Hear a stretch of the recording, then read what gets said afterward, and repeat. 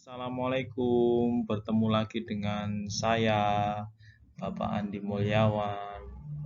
Kita akan belajar tentang tema 1 yaitu selamatkanlah makhluk hidup. Subtema 2 yaitu tentang perkembangbiakan hewan. Nanti kita akan mempelajari, kemarin sebelumnya kita sudah mempelajari tentang perkembangbiakan pada tumbuhan. Sekarang pada pertemuan kedua ini kita akan mempelajari tentang perkembangbiakan pada hewan. Tidak jauh berbeda dengan perkembangbiakan pada tumbuhan. Tujuan pembelajaran pada pagi hari ini pada perkembangbiakan hewan yaitu membandingkan cara perkembangbiakan tumbuhan dan hewan. Indikator pendukung yang pertama adalah menyebutkan cara perkembangbiakan pada hewan.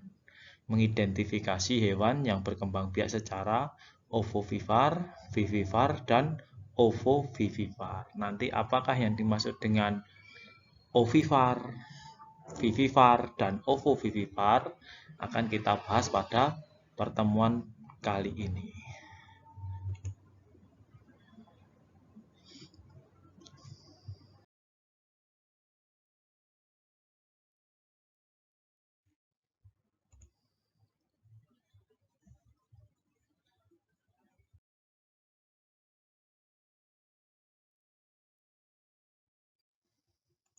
Mari kita bahas sejenak pembelajaran pada sebelumnya, bahwa perkembangbiakan pada hewan tidak jauh berbeda dengan perkembangbiakan pada tumbuhan. Perkembangbiakan pada hewan ada dua, yaitu secara generatif dan vegetatif. Begitu juga pada hewan juga secara generatif dan vegetatif. Secara generatif yaitu melalui perkawinan. Kalau vegetatif tidak didahului dengan perkawinan. Nanti biasanya itu terjadi pada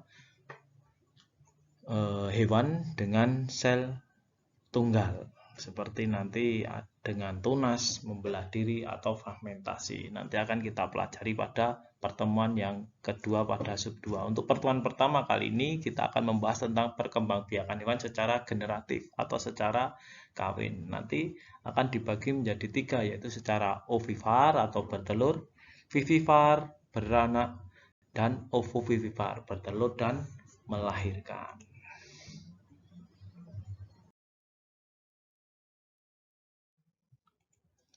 Baiklah, yang pertama yang akan kita bahas tentang perkembangbiakan secara generatif pada hewan dengan cara vivipar atau bertelur. Perkembangbiakan generatif adalah perkembangbiakan yang didahului bertemunya sel jantan dengan sel betina. Pada perkembangbiakan generatif pada ovipar atau hewan yang bertelur, embrio baru tumbuh di dalam telur induknya. Nanti kita akan mengetahui ciri-ciri hewan vivipar dulu. Apakah cirinya? Yang pertama, tidak memiliki daun telinga, tidak memiliki kelenjar susu, tidak memiliki pori-pori dalam tubuhnya, dan dia mengami telurnya sampai menetas. Itu nanti sebagai ciri-ciri hewan vivipar yang akan menjadikan kita sebagai identifikasi. Nanti akan ada tugas untuk identifikasi hewan tentang ovovivipar atau hewan yang bertelur. Kalau ciri-cirinya seperti itu, berarti kemungkinan besar nanti adalah hewan ovipar atau hewan yang bertelur.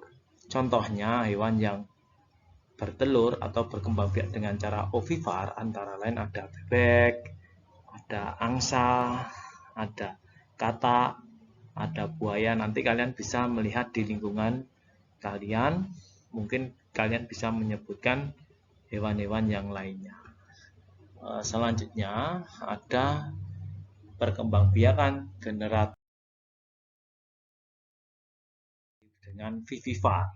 Nah, biasanya perkembangbiakan secara vivipar atau beranak ini biasanya terjadi pada hewan mamalia atau hewan menyusui. Apa ciri-cirinya hewan mamalia? Bisa kita lihat di sini, yaitu mempunyai daun telinga, memiliki kelenjar susu atau menyusui, mengalami masa mengandung atau kehamilan, embrio mendapat makanan dari induknya melalui plasenta atau tali pusar. Ada juga biasanya kulitnya ditumbuhi rambut.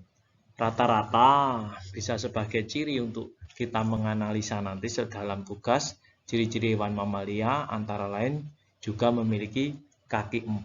Nah, rata-rata kalau hewan yang memiliki kaki 4 nanti bisa kita amati biasanya hewan itu berkembang biak dengan cara melahirkan atau beranak. Contoh hewan yang golongan vivipar antara lain adalah sapi, kuda yang ada di lingkungan kita saja, apa tadi, kambing, kelinci, dan lain-lainnya. Nanti kalian bisa mengamati lingkungan kalian langsung, nanti akan presentasikan pada kita.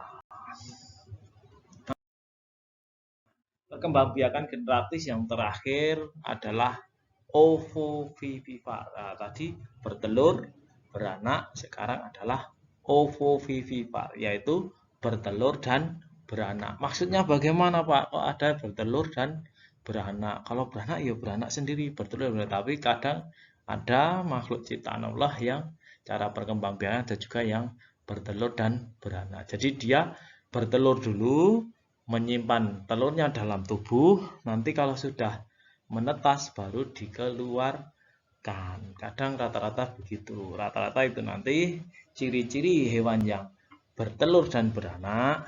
Satu, induk betina bertelur tapi tidak dikeluarkan. Nah, masih dalam proteinnya. Cadangan makanan diperoleh dari dalam telur.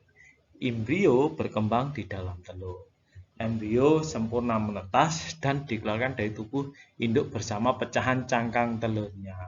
Contoh beberapa hewan dari jenis ular seperti ular boa, ular sanca, ular piton. Nah, kalau dari jenis ikan-ikan antara lain ada ikan pari, ikan hiu laut, ada juga kuda laut dan kadal. Yang mungkin kalian baru dengar, platypus. Nah, ini hewannya nanti bisa kita Google. Platypus itu seperti apa, nanti bentuknya seperti itik tapi dia hidup di laut. Nah, nanti kita Google bentuknya kayak apa. Mungkin ada pertanyaan. Kalau tidak ada pertanyaan, saya akhiri sekian. Terima kasih atas perhatiannya anak-anak. Semoga dapat membantu kita dalam proses belajar. Assalamualaikum warahmatullahi wabarakatuh. Kurang lebihnya mohon maaf. Assalamualaikum warahmatullahi wabarakatuh.